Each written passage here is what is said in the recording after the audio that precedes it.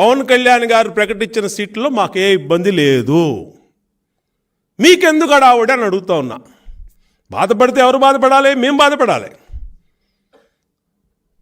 మీరెందుకు గోతికాడ నక్కల్లాగా ఎప్పుడు వీళ్ళకి బ్రేక్ అవుద్దా, ఎప్పుడు తగాదాలు వస్తాయా, ఎప్పుడు ఏదో విధంగా తగాదాలు పెడదామా, ఎవరినో ఒకరిని రెచ్చగొడదామా, ఏదో విధంగా ఈ పొత్తుని బ్రేక్ చేద్దామని ఎందుకు అనుకుంటున్నారు? ఎందుకు అంత గోతికాడ నక్కల్లాగా కూర్చున్నారు మీరు? ఇవాళ ఆయన అనౌన్స్ చేసి గంట కూడా అవలా, గంట 2 గంటలు అయి ఉంటుంది. దీంట్లోనే 5గురు మాట్లాడేశారు.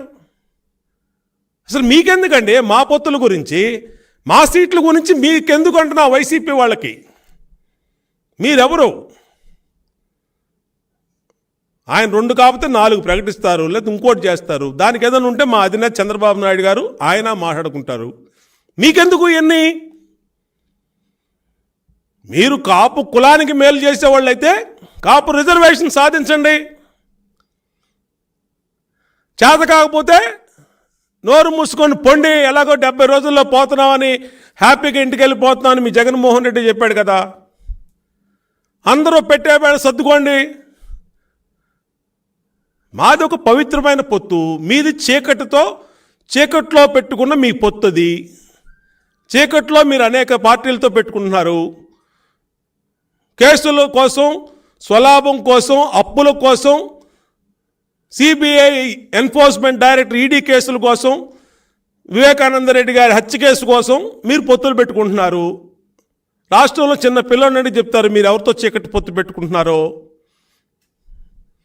కాబట్టి మా దాని గురించి మీకెందుకని అడుగుతా ఉన్నా.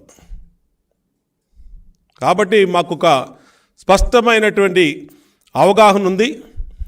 తెలుగుదేశం పార్టీ, జనసేన పూర్తి ట్రాన్స్పరెన్సీతో అలయన్స్ పెట్టుకున్నాం. సీట్లు సర్దుబాటు చేసుకున్నాం.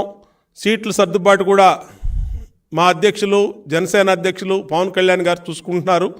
కాబట్టి ఆయన ప్రకటించిన దాని మీద మాకు ఎటువంటి ఇబ్బంది లేదు.